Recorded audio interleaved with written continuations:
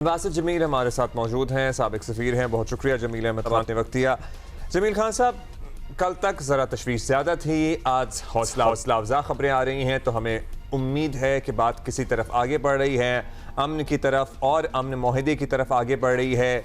मतलब at the same time ये सिलसिला और कितनी देर चल सकता है, क्योंकि ये जो गैर यकीनी की सूरत हाल है ये खा रही है दुनिया को, और बिना इससे खा रही है, ये इकोनॉमिकली तबाह कर रही है। लोगों की हालत हर गुजरते दिन के साथ अबतर हो रही है। जी हाँ, मधु करने पर मशकूर और सुबह बखैर आपको और आपके तमाम नाज़रीन को। ये दुरुस्त है कि दुनिया तज़ब्ज़ुब में है। ये दौर हाजिर का ये वाहिद एक मामला और मसला है, जियो स्ट्रेटेजिक प्रॉब्लम है, जो कि अमेरिका ने इतना ज़्यादा उसको लच्छेदार, इतना ज़्यादा कॉम्प्लिकेटेड बना दिया है कि एक तज़ब्ज़ुब सा बरपा है पूरी दुनिया में। और उस तज़ब्ज़ुब में मुझ जैसे और बहुत सारे तजिया निगार वो इस चीज़ को बगौर देख रहे हैं, और उसमें ये जो डेली घड़ी में तोला घड़ी में माशा, इसको इन बिटवीन द लाइन पढ़ने की कोशिश भी कर रहे हैं।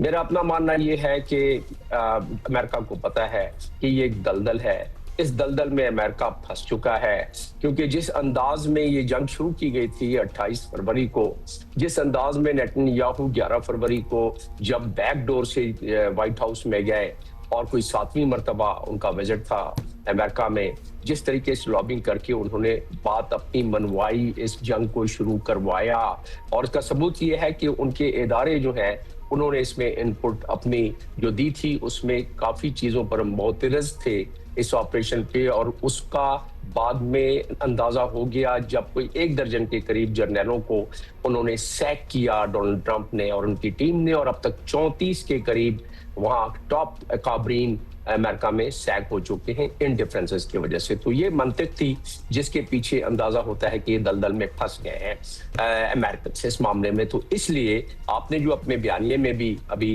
कहा और उसमें बताया कि जी वो अपनी एपिक फ्यूरी में कामयाब हो चुके हैं, अपने अहदाफ हासिल कर ली हैं, तमाम जो चाहते थे वो हासिल कर चुके हैं। इसका मतलब क्या हुआ? इसका मतलब वो ग्राउंड बनाए जा रहे हैं ताकि अवाम जो कि मिड टर्म इलेक्शन में वोट डालेंगे रिपब्लिकन को और डोनाल्ड ट्रंप की पार्टी को, उनको मुतमईन किया जा सके कि हमें जो ट्रॉफी मिलनी थी तकरीबन हमने हासिल कर ली है। फाइनल टचेज हैं, सिर्फ हम उनको मेज पर लाना चाहते हैं, जिस तरह के डोनाल्ड ट्रंप ने कल भी रात को फरमाया कि मैं पास दे रहा हूं, क्योंकि वो तो आगे हैं, बल्कि दोबारा वो करना चाहते हैं, डील करना चाहते हैं, बातचीत करना चाहते हैं मेरी बात।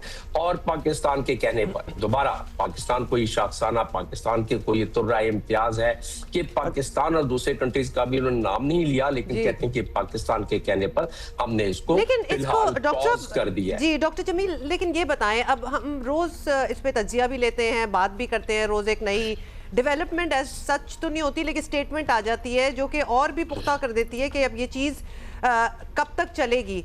हाउएवर, आपकी एक्सपर्ट ओपिनियन में महीनों ये बात अब और चल सकती है, या फिर हफ्तों में और कुछ दिनों की अब बात रह गई है, बाकी सारे नुकात जो है उन पे समझौते हो चुके हैं? Where do these two countries stand at this moment? In fact, the world cannot afford to linger it on for months or even for weeks. And the reasons being कि जितनी इस वक्त पूरे दुनिया में इसका दर्द फैल गया है, 40% के करीब खुराक में कमी आ रही है, इसलिए कि फर्टिलाइजर नहीं जा रहा है, हीलियम नहीं जा रहा है, इसलिए कि बहुत सारी आपकी मसनूआत हैं इलेक्ट्रॉनिक की नहीं बन रही हैं, इवन साजो सामान जो जंग का है नहीं बन रहा है। इसी तरीके से और बहुत सारे जो यहाँ से स्टेट ऑफ हॉर्मुज़ से गुजरगाहें थी उसमें गैप आता जा रहा है। दूसरी तरफ आप देखें कि अमेरिका इस पेन को ले सकता है, बर्दाश्त कर सकता है इस तकलीफ को, और कितना कर सकता है इस पे 2 मिनट लम्हे के लिए बात कर लेते हैं। और क्या ईरान बर्दाश्त कर सकता है इस दोनों पर 2 लम्हे के लिए? पहला तो यह है कि अमेरिका का मिड टर्म इलेक्शन आ रहा है, उनका जो एब्जॉर्प्शन लेवल है पेन का वो कम होता जा रहा है, इसलिए वो चाहेंगे कि इसको जल्दी से जल्दी कोई उनको फेस सेविंग मिले, और पाकिस्तान हाजिर है इस काम के लिए और पाकिस्तान ये काम कर भी रहा है। तो फेस सेविंग के मामलात काफी डॉक्टर जमील, आपको लगता है कि अब भी ये फेस टू फेस बैठेंगे जिस तरह पहले एक दफा आके पाकिस्तान में बैठे हैं, या फिर अब अगर कोई समझौता होता है तो वो जिस तरह ट्रंप कह रहे हैं ना, give me a call, they won't really need to meet each other anymore, और इसी तरह ही चीजें सेटल कर लेंगे, या फिर आपको लगता है मुलाकात होगी?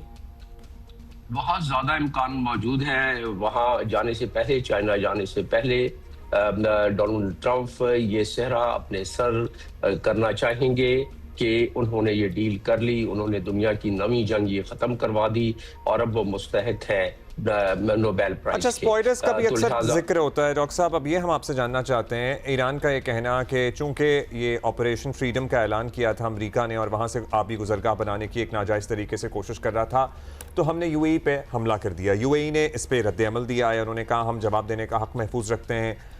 ये अब तक हो तो यही रहा था कि उधर से अमेरिका हमला करता था और फिर ये अमेरिका के इत्तेहादियों पे हमला करते थे, लेकिन चूंकि सीज़ फायर चल रहा था और आबना हुर्मुज़ के मामलात अमेरिका कहता है सीज़ फायर के अलावा हैं, ईरान की तरफ से जो हमला किया गया यूएई पे, ये मिसाइल बरसाए गए, आप इसको कैसे देखते हैं?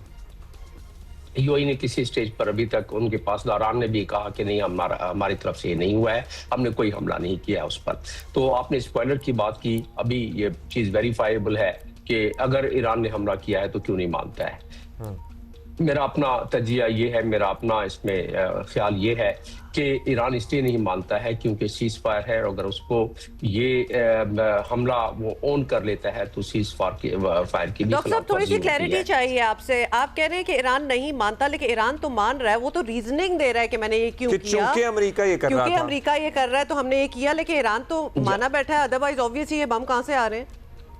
ये सिर्फ पासदारान कह रहे हैं कि हमने नहीं किया है। ईरान में और भी कंपोनेंट्स हैं, इसके सिर्फ पासदारान नहीं है, उनकी आर्मी की और बहुत सारे कंपोनेंट है, हो सकता है उन्होंने किया हो, लेकिन देखना ये है कि इसके पीछे कोई और क्या महरक़ात हो सकते हैं। अच्छा, दौरा चीन जो है अब्बास राक्ची साहब का, ये कितना अहम साबित हो सकता है? क्योंकि ईरान में और बहुत सारे कंपोनेंट्स का भी आपने जिक्र किया, उनको अलाइन करना, उनको यकजुबान होकर किसी मुआहदे पे राग़िब करना, दिस इज़ वेरी इंपॉर्टेंट। आपको लगता है कि चीन would also play a vital role, और पहले भी किरदार अदा करता रहा है, लेकिन इस दौरे के बाद चीज़ें ज़रा और स्ट्रीमलाइन हो जाएंगी कि भाई अब मामले को एक तरफ लगाएं और कितना लिंगर ऑन करना है? चीन के बारे में यहाँ इस खिते में बहुत ज़्यादा एक्सपेक्टेशंस है, लेकिन वो ऐसा चीन डायरेक्ट कभी आएगा नहीं। इस मामले में चीन इनडायरेक्टली सपोर्ट कर रहा है ईरान की, और अब भी चीन, ये देखें जो इस वक्त रेजोल्यूशन मूव किया है अक़वाम मुत्तहिदा में बहरीन ने, उसमें चैप्टर 7 के तहत, यूनाइटेड नेशंस के चार्टर के चैप्टर 7 के तहत उन्होंने इख्तियारात मांगे हैं कि चैप्टर 7 के तहत कहा जाए कि अपना हरमस को हमेशा खुला रखा जाए। चैप्टर 7 का मतलब यह है कि दुनिया अक़वाम वो अपनी फोर्सेज इकट्ठी करके चढ़ाई कर सकती है अपना हुर्मस के हवाले से। तो लिहाजा अब देखना यह है कि अगले 2 दिन में या 3 दिन में जब ये रेजोल्यूशन फाइनल जब टेबल पे आता है, अभी ड्राफ्ट है, तो उसमें रशिया और चाइना इसको वीटो करता है। मेरा अपना मानना है कि इसको चाइना और रशिया, हालांकि बड़ी इस पे बैकग्राउंड में काम हो रहा है कि वीटो ना करें, लेकिन उनमें कर देंगे, दिया जाएगा ये वीटो।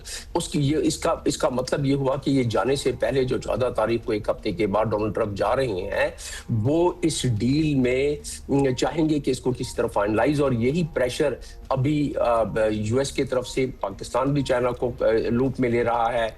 इराकी साहब वहां गए हैं, वो जाहिर है जो गारंटीज के उनका मामला है शुरू से, वो 15 पॉइंट में से वो चाइना की तरफ से अंडरस्टैंडिंग और गारंटी वहां रशिया से तो होके पहले ही आ चुके हैं। तो लिहाजा जो डोनाल्ड ट्रंप ने कल रात बात की है कि ये मैं पॉज दे रहा हूं, और क्योंकि मुझे अब इशारे मिल रहे हैं कि ये डील हो जाएगी और डील बड़ी, और मेरा जो चाइना का दौरा है उसमें बड़े पॉजिटिव और मस्बत जो है वो रिजल्ट्स उसके आएंगे। तो इससे अंदाजा होता है। What does a pause mean? मतलब अभी हम अमेरिका की तरफ से देख रहे हैं, उन्होंने 7-8 इनकी बोट्स जो हैं वो हुर्मुज़ के आसपास वो ख़त्म कर दी।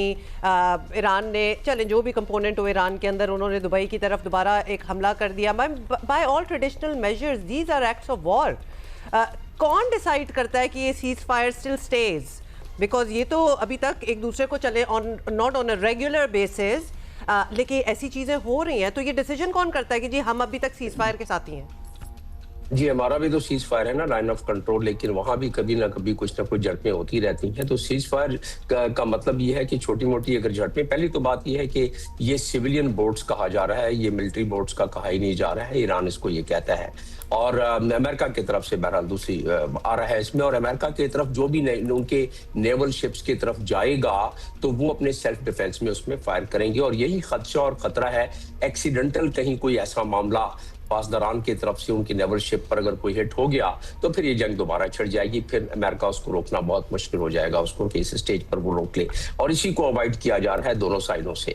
तो आपकी इस मौजू पर जो ज्यादा इंटरेस्टिंग बात है वो ये है कि मालूम ये होता है कि डोनाल्ड ट्रंप पूरी तैयारी करके बैठे हुए हैं कि जाने से पहले चाइना में वो अपना नंबर 1 की ट्रॉफी वो जो उन्होंने हासिल कर ली है, जंग जीत ली है, वो अनाउंस कर दें।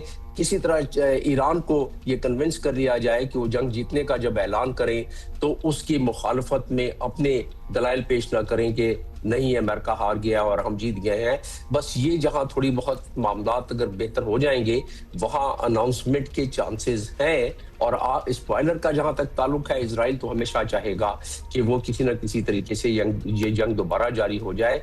सिर्फ फर्क इस वक्त ये पड़ा है कि इजराइल को जो नुकसानात हुए हैं वो भी अपनी रिप्लेनिशमेंट कर रहा है। कल उनके दोनों चीफ ने, एयरफोर्स और उनके मिलिट्री के चीफ ने कहा है कि हम बिल्कुल रेड अलर्ट बैठे हुए हैं, अगर हमें जरूरत पड़ेगी तो हम दोबारा स्ट्राइक करना शुरू कर देंगे ईरान पर। अच्छा, अभी तक जो वहां से दोनों पार्टियां जाहिर है भरपूर लेवरेज हासिल करने की कोशिश कर रही हैं, या दोनों पार्टियां एक बेहतर डील हासिल करने की कोशिश कर रही हैं। एक तासुर ये है, इसलिए शायद मुआहदे में इतना तातुल भी आया है। अब अगर ये तासुर हम ले लें या ये अज्यूम कर लें कि सदर ट्रंप चाइना जाने से पहले इस मुआहदे को किसी मनतकी अंजाम तक पहुंचाना चाहते हैं, और ईरान भी ये देख ले कि हाँ जी इनके पास तो अब कम दिन रह गए, इन्होंने चाइना जाने से पहले कोई मुआहदा करना है, तो क्या और इसे प्रोलॉन्ग कर सकता है या और अपने मफाद के लिए इसको लटका सकता है?